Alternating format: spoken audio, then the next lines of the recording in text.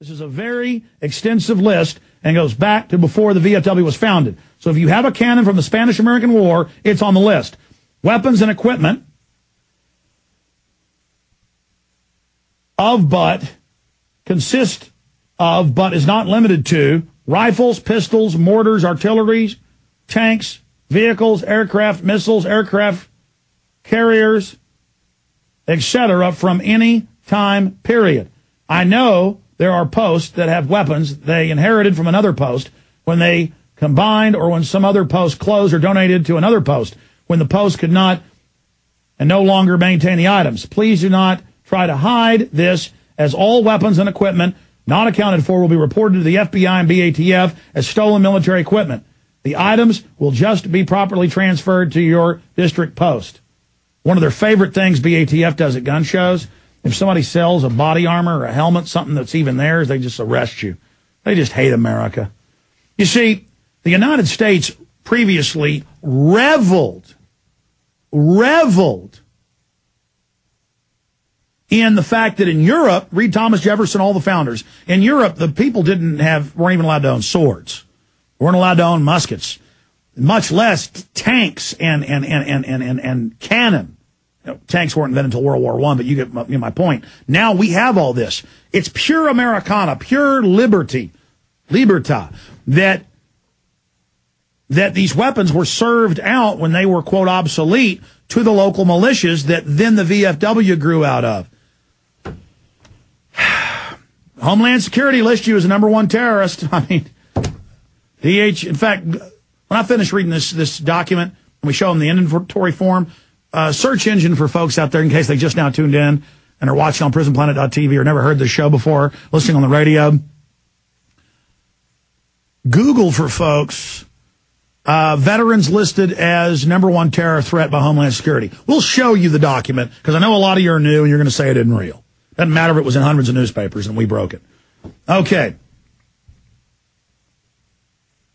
I am hopeful that I will not need to remind anyone of the severity of punishment that can be administered or the legal bills resulting from individuals or elected officers, if on post property, of the post having possession of stolen military weapons, which the government gave them.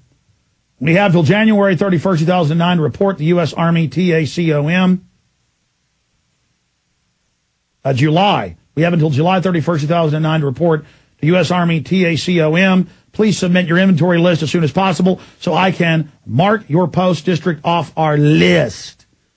And see, this is about the bureaucracy of list of veterans and veterans reporting on themselves. Should you have any questions, please do not hesitate to call me. Thanks for your help on this matter. Dan West, Sergeant, USMC retired, Assistant Adjunct, Department of Texas Veterans of Foreign Affairs. This is the New World Order. Show them the inventory list. Click on the other document. Here's the inventory list for everybody out there. So you can list that 100-year-old, 150-year-old cannon that's spiked out front. And don't worry, the state of Texas is listing its cannons out front from the Texas Independence. Those things are like crosses to vampires. They hate our liberty teeth so much. There you go, ladies and gentlemen. So they give it to you, they push it, just like they tell the troops. Remember the 60-plus billion, it was 20 billion, then 40 billion, 60-plus billion in pallets of $100 bills, and they would give every private 10, 20, 30 grand a year. They'd give colonels millions, generals untold millions, stolen loot. But later they'd say, now you're part of the corruption. If you report on any of this, it was being done by the White House, you're going to be in trouble. Well, this is how they're going to corrupt the VFW. Oh, you don't know where that rifle came from. Well, just agree to report on other members of the VFW that don't like the president. I mean, they admit in the Department of Homeland Security documents that go out nationwide, they're spying on veterans, gun owners. We're the #1 threat to their criminal activity.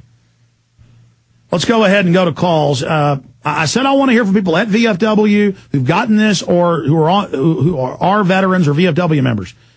Okay? Roger in Missouri, you're on the air. Go ahead. Can we go to the caller? There, yeah, go ahead, Roger. Yeah, thanks for reporting on this. I do have to correct you on one thing. I was instrumental in getting a Marine Corps League started about 7 years ago, and we do military funerals, and we did apply and got M1 Garand rifles from the U.S. government, and they was very specific about it. And sir, you're not listening to me. Sir, hold on. You didn't hear a word I said. Not a word I said. I said this has been in the last 15, 20 years they do this. The government gifted those Civil War cannons to... Yes, sir. Look, I'm going to tell you something. This is new. I know that. So you're not correcting me. Go ahead. Well, all I wanted to say was when they sent us the weapons, they did say they was loaned. They didn't say that they was given to us. No, I know. I'm saying now they're telling you that. I understand. Okay. All right. But I'm also a lifetime member of VFW in Cape Girardeau, Missouri, home of Papa Rush Limbaugh. I have just made an urgent call to my commander. Stay there, sir. And I wasn't trying to be rude to you. I just want to be specific. I know they do this now. I'm saying that's the contract trick. And they have you sign contracts to then domesticate you and basically turn you into informants. You're just being punked. You're being made into servants of the feds and InfraGard. Stay there, sir. I want to talk to you, Roger. Thanks for calling. Stay with us. The good old folks at New Silver Solution. And the website is supernaturalsilver.com. Supernaturalsilver.com. This is something that kills bacteria, viruses, you name it, well documented. They've got it down to a super small nano-sized particle. Supernaturalsilver.com. Check them out at Infowars.com. And I'm going to continue with Roger and Matt and Mark and everybody else who's holding. Roger, I wasn't jumping on you when you called in to correct me. The reason I jumped on you is I know I predicted last hour how this is going to go. And it's going to be, well, you guys, hold on just a second. You guys signed all the documents, so now you're basically our slaves. But the point is they're lying about all this previous stuff, and I've got to get the actual year, but I talked to a VFW head who won't come on air, and he said, yeah, they started having to sign forms the last 15, 20 years. He's got to pull some documents up. But the issue, and then I'm going to let you talk, and I appreciate you calling, is that they, out of the gates, are threatening the veterans who had this stuff pushed on them and given to them to go out and do services for our dead veterans. And it's bad enough to be registering them and making them, getting ready to turn the stuff in. But what's even worse is the fact that out of the gates, they're bullying them and threatening them with the law when they do so many great services. But just go ahead. You're very correct. By the way, I'm the one that called in last week and advised you not to get waterboarded, so I know what's going on. I just made an urgent call to my commander of my VFW and requested to speak at the next VFW meeting, and I would like to challenge all VFW members to do some research, get all this stuff together, and inform their other members. That's the only way that we're going to get this stopped. We all know what's going on, especially the people who listen to your program. Now, you're a former Marine. You called from Vietnam and then a retired police officer. You heard me break down how this is treating them like they're criminals out of the gates to get them all scared. I bet $1 million next it's going to be, we want to get you to serve us now. Correct. They've already tried that. That's why I was an officer in the Marine Corps League, and I was on the honor guard. When they sent the National Guard to Iraq, they're the ones that does military funerals in Missouri, and we filled in. I did 280 funerals in 1 year. And you get treated like a piece of filth and threatened by the BATF. Correct. And then I got ostracized from Marine Corps League and the VFW for speaking out 3 and 4 years ago about the same things that you talk about every day. But I bet they're not laughing at you now. No, they're not. And I'm getting ready to jump in big, and I'm going to get some things done. Might not help, but at least I'm going to try to get the fellow veterans, the ones, especially the VFW members, the ones that risk their life, to stand up one more time. Well, it's a shame that we would be suckered, the American people, into wars that were questionable. And then when the tyranny is here, this is the time. I mean, if people ever wanted a chance to fight for America by speaking out at least, this is it. I mean, this is the real deal. This is D-Day. This is Red Dawn. This is happening, my friend.